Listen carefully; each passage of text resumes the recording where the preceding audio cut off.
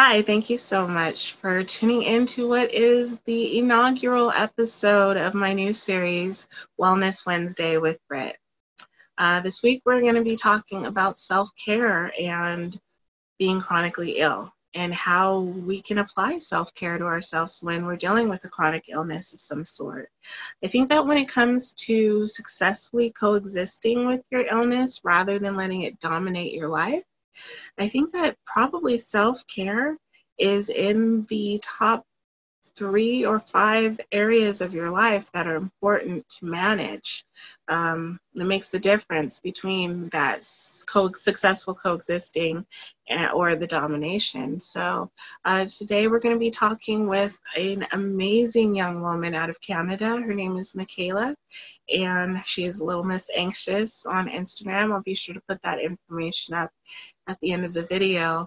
But we're going to be talking to her about what she's struggling with and how she makes sure that she applies self-care to herself and her life, even though she's dealing with a chronic illness. So let's go ahead and get started with that interview. Today we're here with Michaela Basile, who is a content creator and blogger. Her Instagram handle is Lil Miss Anxious, and I will be adding that in post underneath so that you can go ahead and follow her. She is a mental illness disability activist, an endometriosis warrior, and my favorite part, she is a pseudoscience slayer. That's one of my favorite parts right there. So hi, Michaela. Thank you so much for joining me today for the inaugural episode of Wellness Wednesday with Britt. So, Thank you for having me. Well, thank you. So I just wanted to kind of briefly, if you could just give us a little bit of a background about like what kind of chronic illnesses that you're dealing with right now. Just kind of give us a little bit of an insight into what you're facing daily. So I'm Michaela. I've been dealing with endometriosis. I was officially diagnosed last year, October 2019, but ever since I had started my period at 13, I've been experiencing symptoms of endometriosis. Oh, wow. And I also consider my mental illness a chronic illness because I've been dealing with that also since I was 13. But that was officially diagnosed when I was 17, and I'm 21 now. So. When you hear the term self-care, what does that mean to you? What comes to mind? Well, before I used to think, spa day, face masks, doing your nails. But now that I've settled into being a chronically ill person, that just really means taking care of myself, whether that be making sure I'm taking my medication, eating at relatively set times, and making sure that I'm taking care of myself in the way of like hygiene too. Mm-hmm. Definitely. Yeah. I think a lot of us probably had different definitions previously of what self-care meant to us, because I know I always instantly used to think of, I'm going to go get my nails and hair done, and that was self-care to me.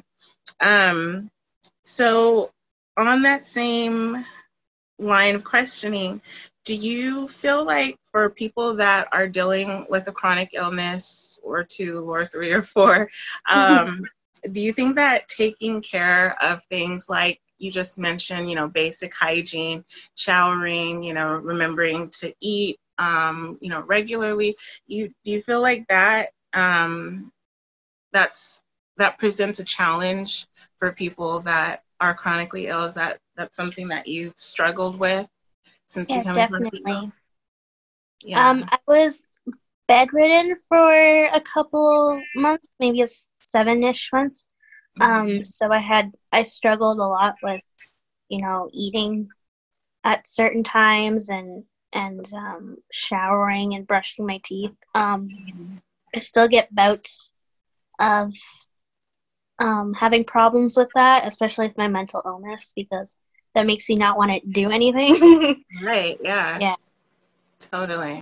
How, when you're in a flare-up, how do you, what are some things that you do to make sure that you self-care, even if it's just that one thing a day? I think asking for help is a big thing. I love Um, that.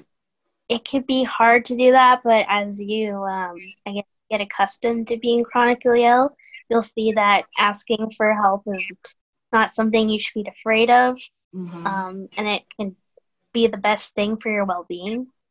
So whether that's like, oh, mom, can you please make me a sandwich? Yeah. Or like after my surgery, can you help me go to the bathroom? Um, Mm-hmm. it's just great to have those sort of supportive people in your life, and ask them for help. Yeah. Agreed. I think that that's probably one of, if not in the top 3 or 5 things Mm-hmm. that can make or break you when it comes to successfully learning to coexist with a chronic illness, I think, is asking for help. Because I think, especially as women, as females, Yeah. we kind of have a tendency maybe to want to do everything on our own, take Mm-hmm. care of, we're kind of like the nurturers and the people that are the caregivers in society. So I seriously commend you for doing that, because I know I struggle with that all the time. I mean, I've fallen down my stairs because I didn't ask for help. So Oh. I know how big that can be.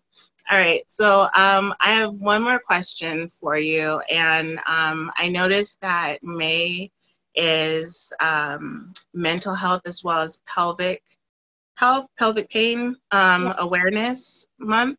Do you have, in as it relates to those specific areas that people may be dealing with, do you have any tips or any suggestions as it relates to self-care for anybody that may be watching this, that you've learned that have helped you along with asking for help, that you'd like to share?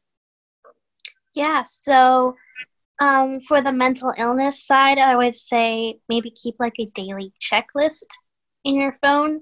Mm-hmm. Um, so I like to do like the bare minimum just because like you don't want to make yourself feel bad if you're putting too much on your to-do list. Right. Uh, so like saying at least brush your teeth once a day, you Mm-hmm. know, change your pants or whatever.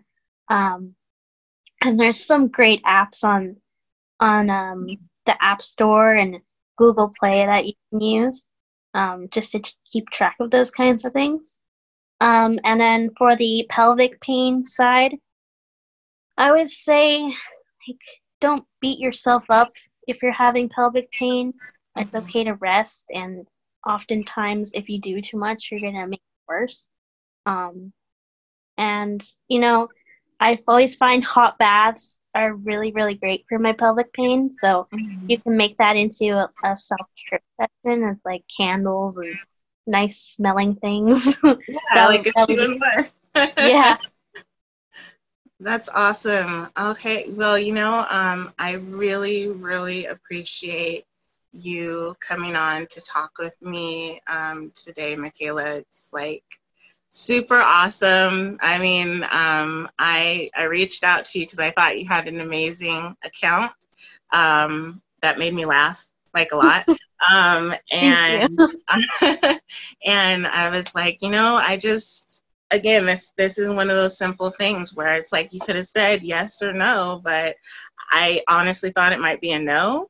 But I thought, you know what, I'm going to ask for help anyway. So I really appreciate you showing up today and just being willing to talk about these things, because it's a very personal thing. hmm And I think that for a lot of people that are dealing with a chronic illness, mental health illness, you feel like you're isolated and that you're the only one going through these things. Yeah, So it definitely. really helps when I talk to you, and hopefully anybody else that watches this knows that, you know what, oh, I'm not the only one that struggles in that area, you know. So I really appreciate you sharing your story. Anything that you're doing, have upcoming, anything like that that you'd like to shout out before we end? Well, I just have the Instagram blog, Mm-hmm. and I work with a youth chronic illness organization called Invisi Youth, and Mm-hmm. I'm hoping to do something on my birthday on the 26th. Of this month? And yeah, Oh, okay. yeah, Awesome. maybe like a live stream cupcake party or something. So Okay. I'll post about that, and it'd be great to see some people come there. Thank you so, so much, Michaela. You are awesome. You truly are a warrior, and I appreciate you so much for just speaking with me tonight. Thank you for opening up this convo. Of course, we'll be having more, I'm sure. Yeah. All right. You have a great evening. You too. Thank you.